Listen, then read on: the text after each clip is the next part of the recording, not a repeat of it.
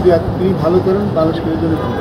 আমাদের পারফরমেন্স একটু ইনকনসিস্টেন্ট, আর খুব যে খারাপ তার কিন্তু না, মানে আমরা যেটা হারার মধ্যে আছি, সবসময় জিততে পারছি, সবসময় কিন্তু সবসময় হারিয়ে না, আমরা ঘুমতে উঠতে পারছি। একটা নতুন সিরিজ শুরু হচ্ছে, আমরা যেমন প্রায় এটা টেস্ট ম্যাচ খেলবো, টেস্ট ম্যাচে শুরু হবে, তারপর টি-20 খেলবো, সামনে টি-20 ওয়ার্ল্ড কাপ আছে।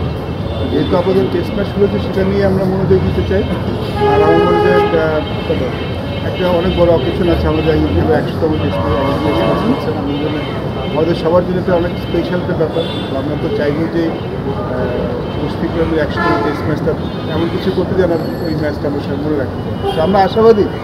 দেখুন, ডিফারেন্ট ফর্ম্যাট লাস্ট আমাদের পারফরমেন্স কিন্তু একটু আপনি দেখেন, আমরা যখন ওয়ানডে ভালো খেলছি তখন টি-20 ভালো খেলছি, আবার যখন টি-20 ভালো খেলছি তখন ওয়ানডে ভালো খেলছি। তো আশা করি টেস্ট ম্যাচে ভালো শুরু করতে পারবো।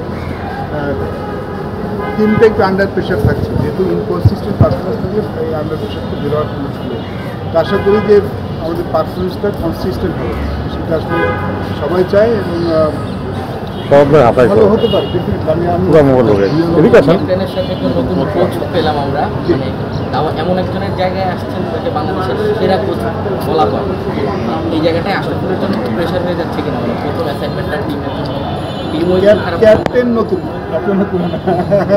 ক্যাপ্টেন আগে এবং দ্বিতীয় দফা মিনস তিনি চলে যাওয়ার পরে না ওই বলে কিন্তু আমরা নতুন কাউকে পাইনি। তিনি ছিলেন, তিনি আসলে আবার এগ্রি করেছেন, আগে বলছেন ভেরি গুড। শান্ত খুব ভালো করছিল যে ক্যাপ্টেন হিসেবে টেস্ট ম্যাচে কিছু অসাধারণ সাফল্য মনে রাখি।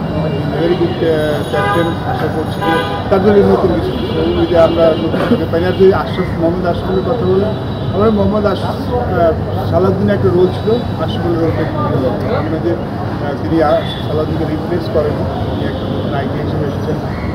অন্যান্য দেশে কিন্তু আমরা দেখি যারা নিজস্ব ক্যারিয়ার শেষ করেন তারা 1-2 বছর মধ্যেই কোচিং বা কোচিং চলে আসে। আমাদের এই পজিশনটা ছিল না।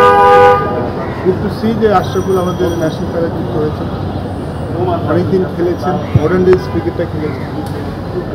তিনি এখন আমাদের কোচিং তো দিন দিন চেঞ্জ হচ্ছে, মডার্ন ডেজের কোচিংয়ে করেছেন। হয়তো কোচিংয়ের অভিজ্ঞতাটা অত বেশি নয়, বাট ডেফিনেটলি ক্রিকেটিং সেন্স কিন্তু অনেক বেশি। আমরা নতুন যখন একটা কিছু দায়িত্ব ইন্ট্রোডিউস করি, সেটা নিয়ে আসলে সংশয় সর্বনের মধ্যে থাকে, but best hope for the best.